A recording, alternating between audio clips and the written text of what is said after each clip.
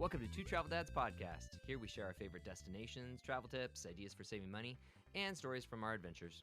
Be sure to check out our show notes at twotraveldads.com/podcast-episodes.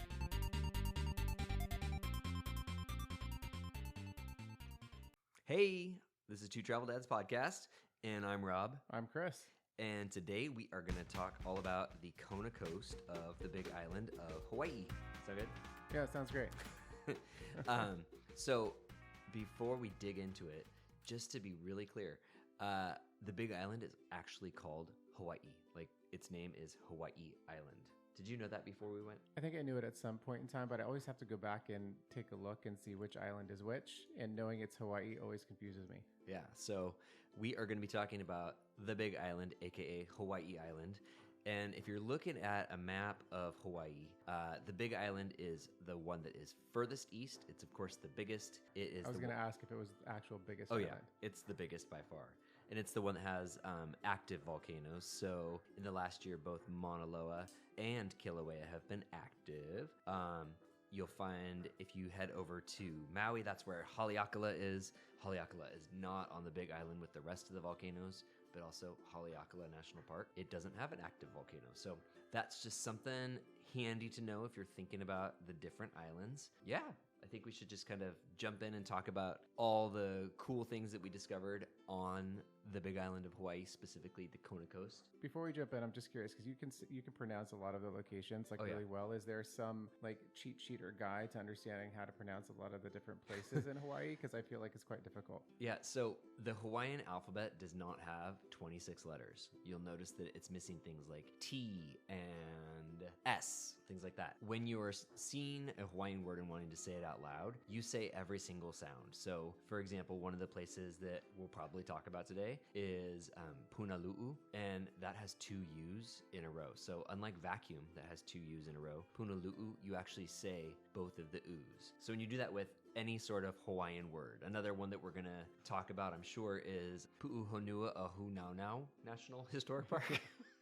Which I practiced saying that so many times that now I can say it without looking at it. But well done. Yeah, I mean, it's got all these extra letters that you probably aren't used to saying. So yeah, good call. Yes, practice saying something in your brain before you say it out loud. And that will help you both with your reading and to make sure that you are respectfully saying things correctly.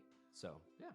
Awesome. Thanks for that. Cool. Do you want to start by talking about nature, culture, coffee? What do you want to talk about? For me, I love coffee, so we could start by talking about coffee. Okay, and I start my day. I just took another trip to the Big Island without Chris, and I did a whole bunch more coffee stuff than what we did on our last visit. So At least you brought me back some really good coffee. Yeah, so yeah, we'll talk about where that came from too, because it was hilarious. So he's talking about a coffee that I bought at a place where I got attacked by a pig. Okay, so anyways, so Kona Coffee. What is it that makes Kona Coffee so special? Do you know? I have to think that it has something to do with the volcanoes and the ash and the dirt. Yeah, so just like with wine, they talk about terroir, which is the characteristics that are given to a flavor because of where it is grown, so the climate and the soil. So Kona Coffee has its own special terroir, and even though coffee is actually grown all across the state of Hawaii on different islands, only Kona Coffee is found in the Kona Coffee Belt, which is going to be the western side of the Big Island of Hawaii. Did you know that? No. Okay, well there you go. Learn something new every day. Yeah, so actually last week we went to the Kona Coffee Living History Farm, which is in Captain Cook. And it was amazing to actually talk with them about Kona coffee culture and how it started. It was actually started by Japanese people who had come to the islands and started farming coffee. Yeah. So when we went to the Living History Farm, we met a lady who she was probably, I'd say, in her 60s or 70s, and she grew up on a coffee farm just down the road from where the current museum is. And it was fascinating listening to her talk about farm life in Hawaii and coffee and just kind of how it's changed. So yeah, if you are on the Big Island, that's something that is worth carving some time out for. We didn't do that when we were there together, but... No, we just went to a couple different coffee farms. I'm trying to remember the name of them. So when we were kind of in that southwestern portion, the one that you really liked was was it Ka'u Coffee Farm? Ka'u. Coffee Mill? Mm-hmm. Yeah, Ka'u Coffee Mill. That is kind of by the Punalu'u Black Sand Beach. That was a really cool one. And I think it also helped that it was a really beautiful day that we were there. Oh, it was gorgeous. Yeah. So, the coffee trees were just glowing with coffee cherries. So that was a fun one. What was the other one that we did together? Oh, Mountain Thunder. That was the other one. Yeah, Mountain Thunder, because I confuse it with Thunder Mountain. So Mountain Thunder coffee plantation, that is actually just right there in Kailua Kona. You just have to drive up the hill. What was it? Gosh, I feel like we covered 2,500 feet of elevation. Oh yeah, it went up quite a bit. In like 10 minutes. It was kind of crazy. All of a sudden, it was beautiful down in Kailua Kona, and as we drive up into coffee country, the clouds came in. It was raining. Yeah, it was drippy, rainy. Yeah, that's one of the things that makes Kona Coffee special, is that a lot of it is grown up in the cloud forest area of the island. But I liked it there because they actually do coffee tours, like a farm tour and stuff there. So they'll walk you through their roasting area, talk about the coffee beans, cherries, kind of talk about the whole process. Talk about sorting in, the difference between the pea berry coffee and the regular coffee that they roast. And that was, oh gosh, yeah, that was something actually really cool about that specific location there at Mountain Thunder, was that everything there is done in-house. So you can, and it's also a free tour, which is great, because as you start to go around the Kona Coast and around the Big Island, there's lots of coffee tours you can take on different coffee farms and plantations, but a lot of them charge you, which is great. You can support a small business, but Mountain Thunder is free, and of all of the different tours that I've done now, it was one of the most educational that I've done. Yeah, it made me feel like back when I was working at Starbucks. I was just going to say, since we both worked at Starbucks, we had all this great coffee education that we never actually got to see live in person. So touring coffee farms on the Kona Coast, perfect for that. It's kind of exciting. Yeah. And then when I was just there, we went to a couple other places. One of the spots that I thought was gorgeous was Hawaiian Heaven. Or no, Heavenly Hawaiian, that's what it was. And it's there in the Captain Cook part of the island as well. And you have to drive way up the hill off the highway. And they are one of the ones where you can actually book a tour and then get to see the whole coffee process. But the view from there, it overlooks the coast, and it was gorgeous. They have a coffee bar, a coffee education bar, all kinds of stuff. So that's another fun one. And if you look at the show notes, I'll have a couple others listed there that you can check out too when you're planning. Anything else to talk about with Kona Coffee? Where was the place where you brought back that delicious chocolate that had crushed coffee beans and toffee and sea salt? Well, so that was a delicious treat. So one of the things about the Big Island is that there's farms of all sorts, including cacao farms.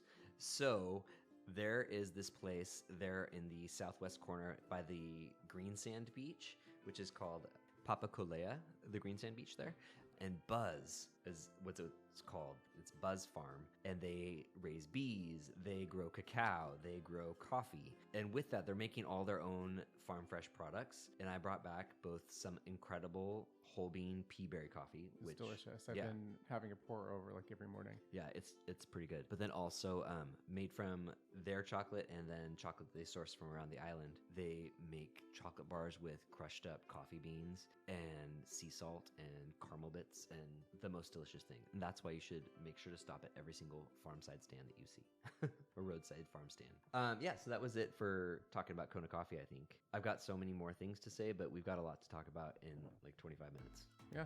Okay, so moving on from there, that's Kona Coffee culture. How about we talk about Hawaiian culture? Sounds great. I love getting to see really interesting and different historic sites. We live in St. Augustine where we're surrounded by history, but it's not the same sort of history as you find in Hawaii. It's quite different. It's quite different. Also has a lot of colonization happening, which is really interesting to read about at some of the different sites that you'll come to on the Big Island, but it's really different. So I think the coolest site of all on the Big Island is there, again, in the Captain Cook area. That's one of the best parts of the Kona Coast. Why is it called Captain Cook? Can we talk about that? Because it doesn't sound Hawaiian. It's not, because Captain Cook was an explorer, and he was the one who brought colonization to the Hawaiian Islands. And then there's multiple stories about his death and that he was either killed by the Hawaiians or he was already dying. And then they brought him ashore. There's all kinds of different legends about how that happened. And since I'm not super smart on it, I'm not going to get into it because I heard 3 different stories when we were just there. And they were all very different. But no, so Captain Cook is kind of a legend in the area, both for good and bad reasons. But there is a part of the island called Captain Cook, and that is where you will find Pu'uhonua Ohunaunau National Historical Park. What do you find there? I want to hear you say it first, though. Pu'uhonua Park. Okay, never mind. So at Pu'uhonua Ohunaunau National Historical Park, the big attraction there's of course some traditional structures, but the big attraction is all of the traditional ki'i carvings. So what you hear called tiki carvings, I don't know if you ever noticed, but in Hawaiian words there aren't any T's. That's not a Hawaiian word. That's a different Polynesian word. So in Hawaii they're called ki'i. There's all these different carvings out at the Heiau, which is the place of refuge. It's the kind of temple grounds. And you can see, gosh, what were there? I want to say there's like 15 really large carvings. And there's also several that are placed all around the National Historical Park. And it's just amazing. So of all what you expect to see in Hawaii for Hawaiian culture, this kind of embodies all that. It's got the lava rock structures, it's got the canoe structures, the carvings, all that. Yeah, there's also beautiful tide pools and stuff there too, where you can see a lot of tropical fish. You can't go close to it, but you can observe it kind of from a distance. Well, you can walk all through the tide pools, you just can't swim. So the tide pools, since that's up on dry land, you can walk around that. They're full of urchins. There's actually, at the end of the tide pools there at the National Historical Park, is this whole area that is basically an oceanfront waterfall. So when the tide... You guys must have went a little bit further than when we were there, because I think when we were there, we were like out by the structures, and there was this cool little like tide pool, lagoonish area, but it was all blocked off. Yeah, for so like no human. We were there at traffic. mid-tide, and it was pretty incredible because as the waves flow in and out, you actually get like this 5-foot miniature Niagara Falls that pours off the tide pools. It's pretty awesome. So that's its own nifty little attraction at this park. I think what I really, while the park itself was gorgeous and beautiful, and it was great to go and see all the ki'is. Is that how you say it? Mm-hmm. I say it right? Yeah. But I also remember the drive just down there and seeing all the beautiful flowers and stuff all along the side of the road. Oh yeah, that's right. That whole road is lined with bougainvillea. Gorgeous. Yeah, the yellow, pink, white. I mean, it was just gorgeous. Yeah. A couple other really awesome spots to stop that aren't quite as interesting because they don't have all the carvings, but they're actually really neat to visit. Lapakahi State Historical Park. It's up the Kona Coast. Gosh, as far north as you can drive almost. And then there's another National Historic Site up there called Pu'ukohala. I can't say it. Pu'ukohala Heiau. Yeah, because you say every single sound. Okay. Pu'ukohala Heiau National Historical Site. And that was a really interesting one to walk around because it's just this enormous temple built from lava rocks, and then there's a cove that you can swim in, all that stuff. That sounds amazing. We didn't go there. You and Kelly went there. Yeah. Me and Kelly went there. I think it's one of the best stops up on the northern part of the Kona Coast. So very different sort of history that you get there too, because that's where you can really learn a lot about. Specifically, there was an English guy who settled, and then he became a part of the Hawaiian nation and was given land and all this stuff. So there's all this other side of history that you can learn up on the northern part of the coast. All right, so next to all the other cultural sites up on the northern shore, or the northern side of the Kona Coast, that's where you come to Hapuna State Recreation Area, which was gorgeous. I think that was the first place on our trip that we got in the water. Yeah, I think it was. And just they had really amazing snorkeling. I think, tons of wildlife, like tons of tropical fish. We saw plenty of huma huma nuka nuka apua'as. Lots of those. I think, it was a little windy on our day, so, it was slightly cloudy, but when it's really calm, it's crystal clear, beautiful water. Yeah, and that's kind of the theme of all those coves up there on the Kona Coast, is that if it's windy, you're going to get a little bit more turbid water. But if it's not windy, even with the waves coming in, the water is just crystal clear because the lava makes it so that there's not all this sand suspended in the water. And gosh, it just makes for awesome snorkeling. Great, but even the beaches themselves, like, so if you want to take a break from the snorkeling, the Yeah. beaches are so beautiful with tons of fallen trees or palm trees, places where you can lounge and relax, have a great picnic, then get back in the water once it gets all calm again. And each of the beaches is really different. So there aren't a lot of beaches like what you might picture. It's not a whole bunch of sand. Like, for example, at Hapuna, there is some lava, there's some coral, there are some sandy bits, there's some driftwood bits. But then if you go down just a bit, Kiholo Bay, that's the one that we did that had that really crazy road to get down to it. Oh, yeah. And thankfully, we had that big truck, right? Yeah. It's definitely not for the faint of car, where you've got to just drive down this rutted out, gullied out, nasty road. But then when you get there and get down towards the beach is a combination of tumbled lava rocks and huge chunks of tumbled coral. So it's actually like a polka dot beach. I thought it was amazing. Great snorkeling there too. I thought it was a lot more clear there, just because it had less sand. It was more lava, right? So you didn't have as much, Yeah, what the beach itself is made up of really helps to determine the sort of snorkeling experience you're going to have as far as clarity goes. What's another one that was really great? You didn't go with us, but when Kelly and I were just there, we went to the green sand beach. I wanted to go there. It was amazing. So Papakolea Green Sand Beach. It's something that you either have to hike to, or there's locals that hang out up at the top of the trail, and they'll drive you to the beach, which is about 2.5 miles, in the back of a big 4x4 truck, where most of them have kind of put some guardrails and stuff in there for you to hang on to. But the drive to the beach is absolutely insane. You're driving through like 4 foot deep, 5 foot deep truck ruts that cut through the hills. And yeah, there's moments where you're driving maybe like 2 miles an hour going vertically. Oh my gosh. Yeah, no, it's crazy. But then you get there, and then it's this huge cove with beautiful cliffs, unlike anywhere else that you've seen. It's all sandstone instead of being lava. And then when you get down to the sand, it sparkles and it's green because it's olivine. So it's all these little tiny shards of olivine crystals that make it green. And because How did that get there? I don't know. I don't have that information, but it's amazing. And because they're such heavy crystals and it's such chunky sand, when you're in the water itself is super duper clear. Even when waves are crashing, it's clear water that's crashing. It's amazing. But you can also hike it if you want, 2.5 miles in, 2.5 miles back. On our drive-in, we actually saw humpback whales breaching off in the distance, which we didn't get to stop and take pictures of because we had to get to the beach. But That would have been so cool. it was amazing. One other beach that I wanted to make sure we called out was, I mentioned at the very start, Punalu'u, the black sand beach. I remember that. Yeah. That sand gets hot. Oh my gosh. And it's really funny because the sand itself does get super duper hot. So you're walking on it and it feels like you're walking on hot lava. And then when a wave goes over your feet, it instantly cools it to a ridiculously cold temperature. It's bizarre phenomena, but it's so beautiful. And that's also, there was so many sea turtles there.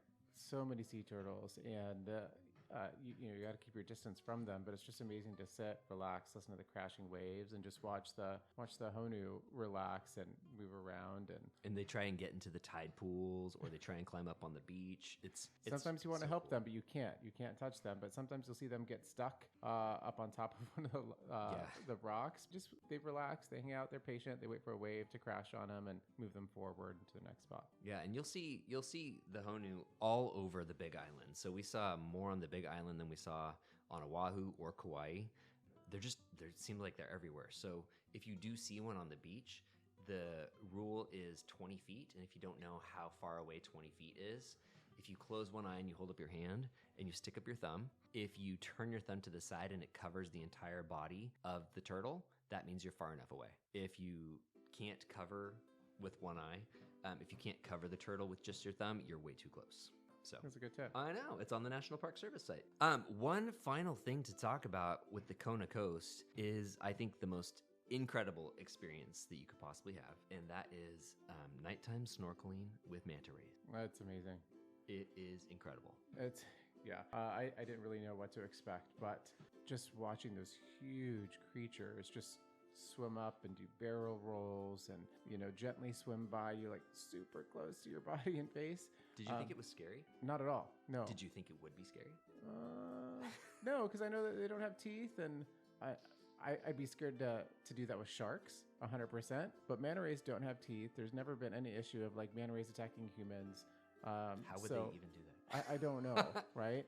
So no, I wasn't scared at all. I was more concerned about like how cold's that water going to be? Yeah. So when you do it, you go out at sunset, and the ride itself out to where you go, it's just beautiful. So we went out from Kailua Kona, and we were on a catamaran with Kona Style was the operator we went with. And you know, I actually did it again with the same crew, and it was even better than the first time. But you ride for about half an hour, 45 minutes down the coast, and then where you put in, what they do is they put in these floating little rafts. Yeah, light boards. That's what they're call called. them, light boards. And they've got these super duper expensive lights on that shine down into the water, and that pulls all the plankton in. Like all the plankton are like, oh, look at all this! Well, look at all this light. I love it, because that's one of the things that they. It's the food source for the mantis.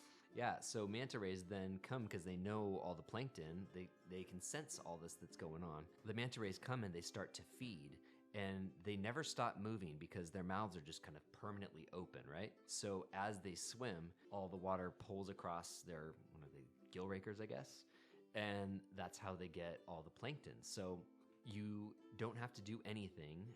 You just kind of float there, and they come by you, and it's absolutely incredible. You cannot touch them. Yeah, no, and I think I remember you were kind of concerned about how eco-friendly is this? And it's really nothing than putting in a light board in the water and floating. Yeah. And watching the manta rays feed. There's nothing else that we're doing, humans are doing to the mantis besides watching them feed. I mean, if this was 50 years ago when all of this first started, I think that the sentiment would be a little different. So it started by the hotel that's right there at, you know, the Manta Ray City area. It started with the hotel shining lights on the water, and then they realized, oh, look at this, all the manta rays are coming in.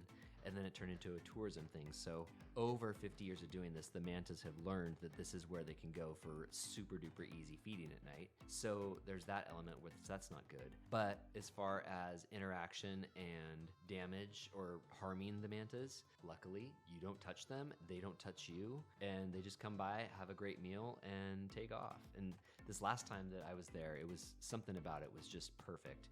We had at any given moment, there were 3 to 5 manta rays swimming all around us.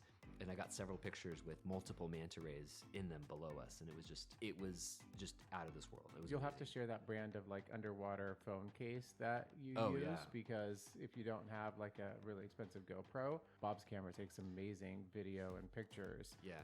His camera phone And I mean, underwater. and the with GoPro case. does great too, because the lighting is so great, because those lights are so bright that you can see all the way to the sea floor, which is amazing. But I just use my my Pixel, my Pixel phone in a phone case, which I'll put a link to that in the show notes. The clarity of the images and the video I got was absolutely remarkable. So, anything else you want to talk about the Kona Coast before we record another episode about the Hilo side? I think maybe we'll have to come back later and talk about all the food, because the food in Hawaii I think is absolutely amazing and delicious. Okay, yeah, we can do that, but not today. No.